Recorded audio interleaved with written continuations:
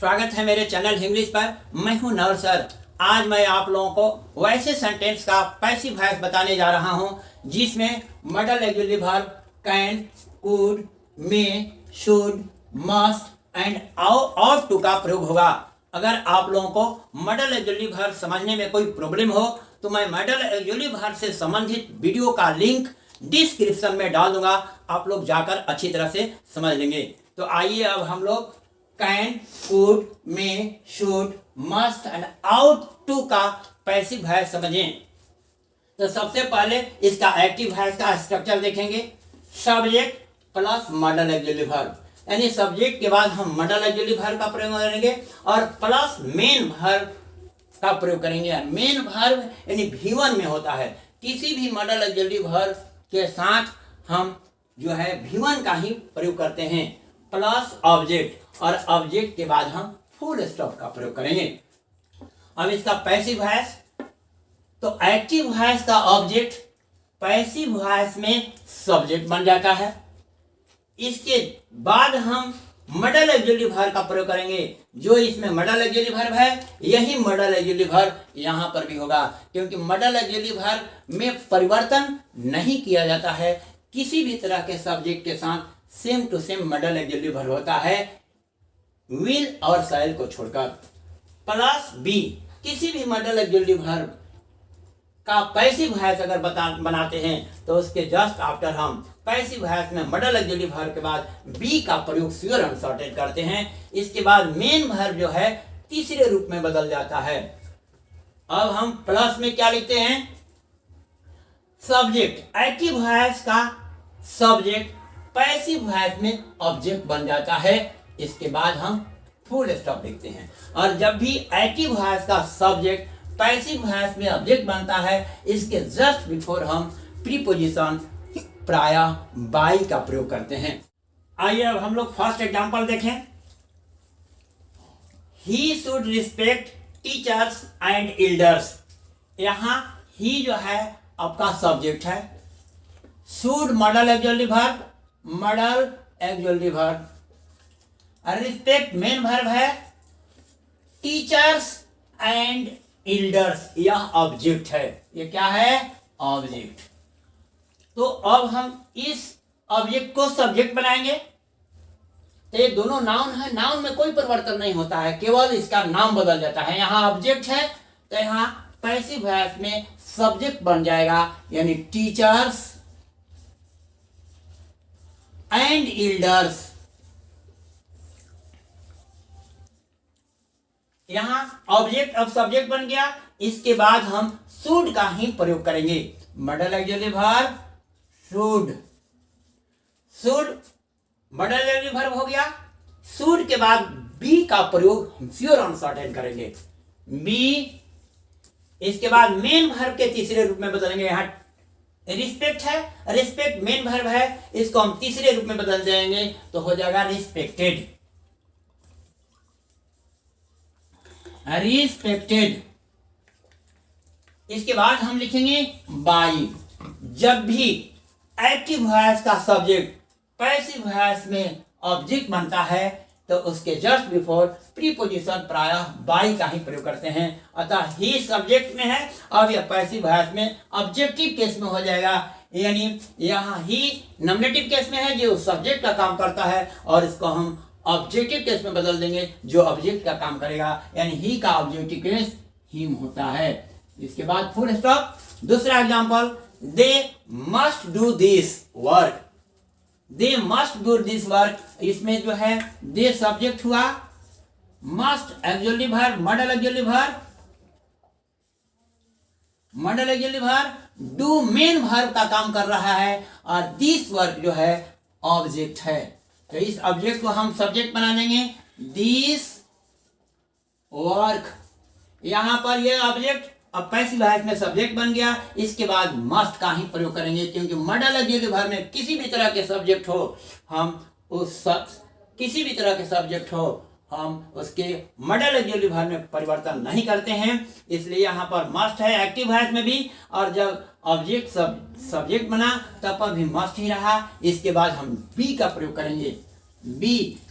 किसी भी model auxiliary verb के साथ पैसिव वॉइस में बी का ही प्रयोग किया जाता है। इसके बाद मेन वर्ब जो है तीसरे रूप में बदल जाएगा, तो डू का तीसरा रूप डन हुआ। और इसके बाद यहाँ एक्टिव वॉइस का सब्जेक्ट पैसिव वॉइस में ऑब्जेक्ट बनेगा और इसके जस्ट बिफोर प्रीपोजिशन बाय का प्रयोग करेंगे। और दे का ऑब्जेक्टिव केस देम हो गया, यानी यह ऑब्जेक्ट बन गया। दोनों के इसके सेंस में यानी इसके भाव में कोई परिवर्तन नहीं हुआ, एक्टिव वॉइस हो या पैसिव वॉइस हो, दोनों के सेंस सेम होगा, केवल शब्द में परिवर्तन हो जाता है। He should respect teachers and elders, उसे शिक्षकों और बड़ों का सम्मान करना चाहिए यानी आदर करना चाहिए। इसका पैसिव वॉइस हुआ कि उसके द्वारा शिक्षकों और बड़ों का सम्मान किया जाना चाहिए, सम्मान किया जाना चाहिए या आदर किया जाना चाहिए। दूसरा सेंटेंस का भाव भी देख लें, दूसरा सेंटेंस का भी अर्थ देख लें, कोई परिवर्तन नहीं होगा। They must do this work, उन लोगों को इस कार्य को अवश्य करना चाहिए। मस्ट का मतलब होता है अवश्य चाहिए, या तो उन लोगों को इस कार्य को अवश्य करना चाहिए। इसके पैसिव वॉइस का सेंस हुआ कि this work must be done by them, उन लोगों के द्वारा इस कार्य को अवश्य किया जाना चाहिए। यानी दोनों के सेंस में उसके भाव में कोई परिवर्तन नहीं हुआ। अतः आज समझ लीजिए कि एक्टिव वॉइस हो या पैसिव वॉइस हो, दोनों के सेंस में उसके अर्थ में कोई परिवर्तन नहीं होता है। अब हम लोग आइए तीसरा एग्जाम्पल देखें। तीसरा एग्जाम्पल देखिए, I can teach you English, मैं आपको इंग्लिश पढ़ा सकता हूं या मैं तुमको इंग्लिश पढ़ा सकता हूं। यहां पर ये आई सब्जेक्ट हो गया, can model auxiliary verb, teach main verb, you object है और इंग्लिश भी ऑब्जेक्ट है। यहां दो ऑब्जेक्ट है, एक यह है आपका इनडायरेक्ट ऑब्जेक्ट और इंग्लिश जो है डायरेक्ट ऑब्जेक्ट। तो हम सबसे पहले प्रायः इनडायरेक्ट ऑब्जेक्ट को ही सब्जेक्ट बनाते हैं। यू आपका सब्जेक्ट बन गया, क्योंकि आप जानते हैं कि यू नॉमिनेटिव केस में भी और ऑब्जेक्टिव केस में भी दोनों में सेम होता है। अतः ये ऑब्जेक्ट जो है सब्जेक्ट बन गया और इसके बाद हम कैन का प्रयोग कर दिए। कैन क्योंकि यहाँ है, यहाँ पर कैन मॉडल ऑक्सिलरी वर्ब है, यहाँ पर ही कैन ही लिखेंगे। इसके बाद हम बी का प्रयोग करेंगे। किसी भी मॉडल ऑक्सिलरी वर्ब के साथ पैसिव वॉइस में बी का ही प्रयोग किया जाता है। इसके बाद मेन वर्ब को तीसरे रूप में बदल देंगे, यानी टीच का तीसरा रूप टॉट। फर्स्ट ऑब्जेक्ट को सब्जेक्ट बना देते हैं, सेकेंड ऑब्जेक्ट को यहीं छोड़ देंगे, यानी मेन वर्ब जब तीसरे रूप में हो गया तो इंग्लिश को हम यहीं पर छोड़ देंगे। दो ऑब्जेक्ट होता है तो एक ही ऑब्जेक्ट को सब्जेक्ट बनाया जाता है और दूसरे ऑब्जेक्ट को वहीं पर ही छोड़ दिया जाता है। अतः इंग्लिश, इसके बाद हम सब्जेक्ट को ऑब्जेक्ट बनाएंगे और इसके जस्ट बिफोर बाई का प्रयोग करेंगे। दूसरा सेंटेंस आप देखिए, चौथा एग्जांपल देखिए, Mohan could solve the problem, Mohan समस्या का हल कर सका। यहां पर हुआ I can teach you English, मैं तुम्हें या आपको इंग्लिश पढ़ा सकता हूं। इसका पैसिव वॉइस का अर्थ हुआ you can be taught English by me, मेरे द्वारा आप अंग्रेजी पढ़ाए जा सकते हैं या मेरे द्वारा तुम अंग्रेजी पढ़ाए जा सकते हो। अब चौथा example, Mohan could solve the problem, यहाँ पर मोहन सब्जेक्ट है, कुड मॉडल ऑक्सिलरी वर्ब है, modal auxiliary verb, solve main verb है, the problem object. Mohan could solve the problem, Mohan समस्या को हल कर सका। अब इसका देखिए passive, the problem, object subject बन गया, द प्रॉब्लम। इसके बाद हम कुड का प्रयोग करेंगे, कुड के बाद यानी मॉडल ऑक्सिलरी वर्ब के बाद बी बी के बाद मेन वर्ब तीसरे रूप में बदल जाएगा। सॉल्व यहाँ मेन वर्ब है या तीसरे रूप में बदल जाएगा। किसी भी मॉडल ऑक्सिलरी वर्ब के बाद जस्ट बाद V1 का ही प्रयोग किया जाता है। अतः एक्टिव वॉइस में कुड के बाद V1 हुआ और इसके पैसिव वॉइस में तीसरे रूप में बदल जाएगा, यानी सर्व्ड हो गया। इसके बाद हम लिखेंगे बाई, और बाई लिखने के बाद सब्जेक्ट को ऑब्जेक्टिव केस में बदलकर हम ऑब्जेक्ट बना देंगे, यानी ऑब्जेक्ट बन गया। आपका ये भी कंप्लीट हुआ। Mohan could solve the problem, Mohan समस्या को हल कर सका। और यहाँ हुआ इसका पैसिव वॉइस का कि the problem could be solved by Mohan, Mohan के द्वारा समस्या का हल किया जा सका। पांचवा एग्जांपल, ही में डिफीट यू, यहाँ ही सब्जेक्ट है, में model auxiliary verb, defeat main verb है, यू ऑब्जेक्ट हुआ। इस ऑब्जेक्ट को हम सब्जेक्ट बना देंगे यू, तो ही के साथ में, यू के साथ भी में होगा, क्योंकि सब्जेक्ट बदलने पर मॉडल ऑक्सिलरी वर्ब में कोई परिवर्तन नहीं किया जाता है। यहां में हो गया, में के बाद बी का प्रयोग करेंगे और इसके बाद मेन वर्ब तीसरे रूप में हो जाएगा डिफीटेड, डिफीटेड।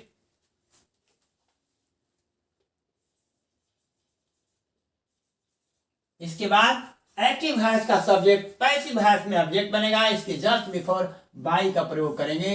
इसके बाद हम ही को ऑब्जेक्टिव केस में बदल देंगे, यानी हिम हो जाएगा। आपका रेडी हो गया। ही में डिफीट यू, वह तुम्हें हरा सकता है। यहाँ इसका पैसिव हुआ कि यू में बी डिफीटेड बाय हिम, उसके द्वारा तुम हराए जा सकते हो या उसके द्वारा आप हराए जा सकते हैं। दोनों के सेंस में, उसके भाव में कोई परिवर्तन नहीं हुआ, केवल शब्द में परिवर्तन होता है। Example, we ought to respect our teachers, यहाँ वी सब्जेक्ट है, ought to modal auxiliary verb हुआ, रिस्पेक्ट मेन वर्ब है, आवर टीचर्स ऑब्जेक्ट है। यहां देखिए ऑट के बाद टू का प्रयोग किया गया है। ऑट के बाद हमेशा टू का प्रयोग किया जाता है। मॉडल ऑक्सिलरी वर्ब, आउट एक ऐसा मॉडल ऑक्सिलरी वर्ब है जिसके जस्ट आफ्टर टू का प्रयोग किया जाता है। इसके बाद V1 का प्रयोग किया जाता है। आउट का प्रयोग बिना टू का कभी प्रयोग नहीं होता है। तो we ought to respect our teachers. अब इसका पैसिव वॉइस बनाएंगे, आवर टीचर्स, आवर टीचर्स। मैंने इसको, इस ऑब्जेक्ट को सब्जेक्ट बना दिए। इसके जस्ट बाद हम लिखेंगे मॉडल ऑक्सिलरी वर्ब ऑट, और इसके बाद टू के बाद हम बी का प्रयोग करेंगे। इसमें एक्टिव वॉइस है या पैसिव वॉइस हो, आउट के साथ कहीं भी हम टू का ही प्रयोग करते हैं। इसके बाद हम V1 का प्रयोग करेंगे। और पैसिव वॉइस में ऑट के बाद टू के बाद बी के बाद मेन वर्ब को तीसरे रूप में बदल देंगे, यानी रिस्पेक्ट का तीसरा रूप अनरिस्पेक्टेड होगा। इसके बाद हम बाई, अस लिखे या ना लिखे कोई अंतर नहीं पड़ेगा, क्योंकि इसको नहीं भी लिखा जा सकता है। बाई, जब वी को ऑब्जेक्ट नहीं बनाएंगे तो इसके पहले हम बाई का प्रयोग नहीं करेंगे। इसे लिख सकते हैं और नहीं भी लिख सकते हैं, क्योंकि कुछ ऐसे इंडेफिनिट प्रोनाउन है जिसको हम पैसिव वॉइस में ऑब्जेक्ट बनाकर नहीं लिखते हैं। अगर नहीं लिखेंगे तो उसके पहले हम बाई का प्रयोग नहीं करेंगे। अब हम थोड़ा सा यूनिक प्रयोग देख लें। अब हम में, शुड और आउट या मस्ट के बाद हम हैव का प्रयोग करेंगे, और हैव के बाद तीसरा रूप का प्रयोग करेंगे। इसके बाद हम उसका पैसिव वॉइस बनाएंगे। जरा अब हम लोग मॉडल ऑक्सिलरी वर्ब से संबंधित कुछ विशेष बातें पढ़ेंगे, तो आप वीडियो के अंत तक जरूर बने रहेंगे, अन्यथा आप अच्छी तरह से समझ नहीं पाएंगे। तो आइए हम लोग स्ट्रक्चर देखें एक्टिव वॉइस का। सब्जेक्ट के प्लस मॉडल ऑक्सिलरी वर्ब या मॉडल वर्ब प्लस हैव इसमें प्रयोग होगा, और हैव प्लस मेन वर्ब को तीसरे रूप में प्रयोग करते हैं। इसके पहले मॉडल ऑक्सिलरी वर्ब के जस्ट आफ्टर V1 का प्रयोग किए थे, लेकिन इसमें मॉडल ऑक्सिलरी वर्ब के जस्ट आफ्टर हैव होगा। हैव के बाद मेन वर्ब का तीसरे रूप में रखेंगे और प्लस ऑब्जेक्ट, तब इसके बाद फुल स्टॉप लिखेंगे। इसका पैसिव वॉइस का स्ट्रक्चर है। एक्टिव वॉइस के ऑब्जेक्ट को हम पैसिव वॉइस में सब्जेक्ट बनाएंगे, प्लस यही मॉडल ऑक्सिलरी वर्ब यहाँ भी रहेगा। ये मॉडल वर्ब और वही मॉडल वर्ब इसमें भी रहेगा, क्योंकि मॉडल वर्ब में कोई परिवर्तन नहीं करते हैं, चाहे सब्जेक्ट में हम परिवर्तन करें या न करें, हम मॉडल ऑक्सिलरी वर्ब में परिवर्तन नहीं करेंगे। प्लस हैव होगा, प्लस बीन का प्रयोग इसमें करेंगे और मेन वर्ब इसमें तीसरे रूप में होगा, तो वही सेम टू सेम तीसरे रूप में ही हो जाएगा। अब प्लस हम बाय लिखेंगे और बाय लिखने के बाद एक्टिव वॉइस का सब्जेक्ट पैसिव वॉइस में ऑब्जेक्ट बन जाएगा। अब एग्जांपल देखिए, example number 7, you should have served your old parents. यहाँ सब्जेक्ट के बाद यहाँ model auxiliary verb, model auxiliary verb के बाद हैव के बाद मेन वर्ब का तीसरा रूप, मेन वर्ब का तीसरा रूप है, इसके बाद object. You should have served your old parents. तुम्हें अपने बूढ़े माता पिता की सेवा करनी चाहिए थी, उसने सेवा नहीं किया, इसलिए इसमें कहा गया क्या है कि तुम्हें अपने बूढ़े माता पिता की सेवा करनी चाहिए थी। अब यहाँ पर हम ऑब्जेक्ट को सब्जेक्ट बनाएंगे। योर ओल्ड पेरेंट्स, हम योर में कोई परिवर्तन नहीं करेंगे, ना ओल्ड में परिवर्तन करेंगे, तीनों शब्दों को सेम टू सेम लिखेंगे। कितने लड़के जो हैं पॉजिटिव केस को भी नॉमिनेटिव केस में बदल के सब्जेक्ट बनाना चाहते हैं, लेकिन ऐसा गलती मत कीजिएगा आप लोग। योर ओल्ड पेरेंट्स को सब्जेक्ट बना देंगे, जो ऑब्जेक्ट का काम कर रहा है एक्टिव वॉइस में। Your old parents, your old parents, इसके बाद शुड का प्रयोग करेंगे, क्योंकि एक्टिव वॉइस में शुड ही है और यह ऑब्जेक्ट सब्जेक्ट बनेगा, तो हम शुड में कोई परिवर्तन नहीं करेंगे, क्योंकि एक्टिव वॉइस हो या पैसिव वॉइस हो, हम मॉडल ऑक्सिलरी वर्ब में परिवर्तन नहीं करते हैं। जो एक्टिव वॉइस में मॉडल ऑक्सिलरी वर्ब होता है वही पैसिव वॉइस में भी लिख देते हैं। इसके बाद हम हैव लिखेंगे और हैव के बाद बीन का प्रयोग करेंगे। बीन के बाद ये तीसरे रूप में हो जाएगा, यानी सर्व्ड जो है पहले से ही तीसरे रूप में है, क्योंकि शुड प्लस हैव के बाद V3 का ही प्रयोग किया जाता है, जो पैसिव वॉइस में भी सेम टू सेम हो जाएगा।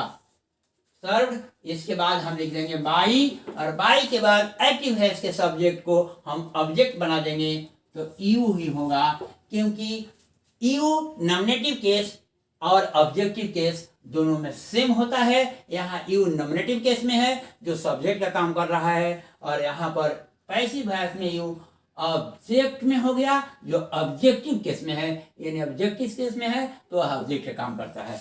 अब आइए हम 8वां example, he could have cross the road. वह सड़क पार कर सकता था मगर वह नहीं पार किया कोई कारणवश। ही could have cross the road, वह सड़क पार कर सकता था। यहाँ ही जो है सब्जेक्ट हुआ और could modal auxiliary verb, model auxiliary verb. इसके बाद हम हैव के बाद मेन वर्ब को तीसरे रूप में लिखा गया है, क्योंकि कुड के बाद हैव यानी मॉडल ऑक्सिलरी वर्ब के बाद अगर हैव आता है तो हैव के बाद श्योर अनसर्टेन तीसरे रूप का ही प्रयोग किया जाता है। इसके बाद द रोड ऑब्जेक्ट हो गया, इस ऑब्जेक्ट को हम सब्जेक्ट बना देंगे। The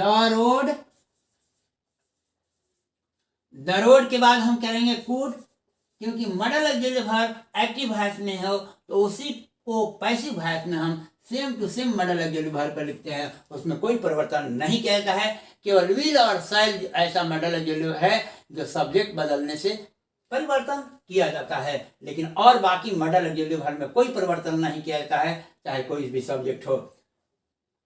the road could have, इसके बाद हम लिख देंगे बीन के बाद लिखेंगे ये मेन वर्ब जो तीसरे रूप में है एक्टिव वॉइस में, और वही पैसिव वॉइस में भी सेम टू सेम हो जाएगा।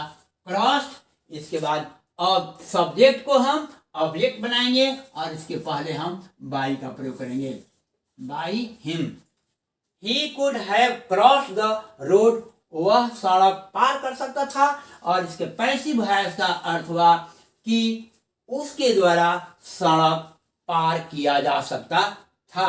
अब ये हो गया आपका। एक दो और एग्जांपल देख लेते हैं। 9th एग्जांपल देखिए, he ought to have followed the rules, उसे नियमों का अनुसरण करना चाहिए था या उसे नियमों का पालन करना चाहिए था। वह नियम का शायद उल्लंघन कर दिया, इसीलिए उसको कहा गया है कि उसे नियमों का पालन करना चाहिए था या नियमों का अनुसरण करना चाहिए था।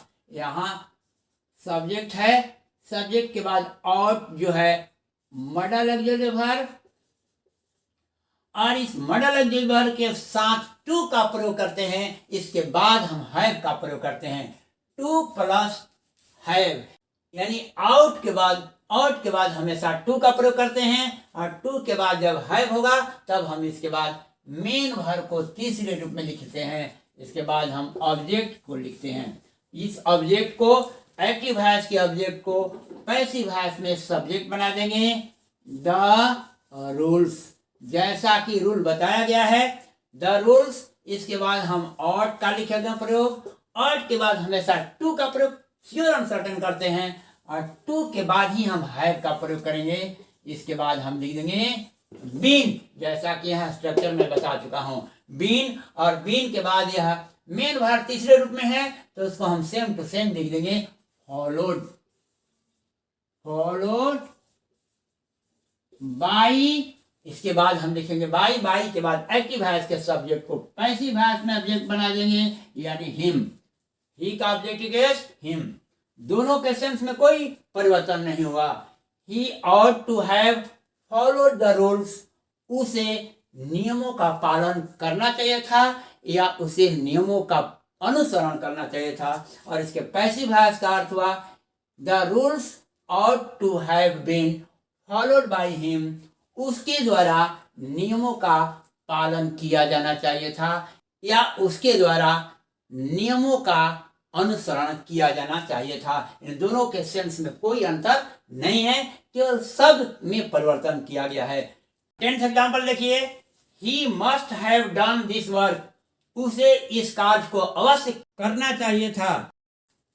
अब इसमें आपका ही सब्जेक्ट है, मस्ट मॉडल ऑक्सिलरी वर्ब, और हैव इसके बाद है, क्योंकि मस्ट के बाद अगर हैव होता है तो श्योर अनसर्टेन मेन वर्ब को तीसरे रूप में लिखते हैं। इसके बाद दिस वर्क ऑब्जेक्ट है, तो इस ऑब्जेक्ट को हम सब्जेक्ट बना देंगे दिस वर्क।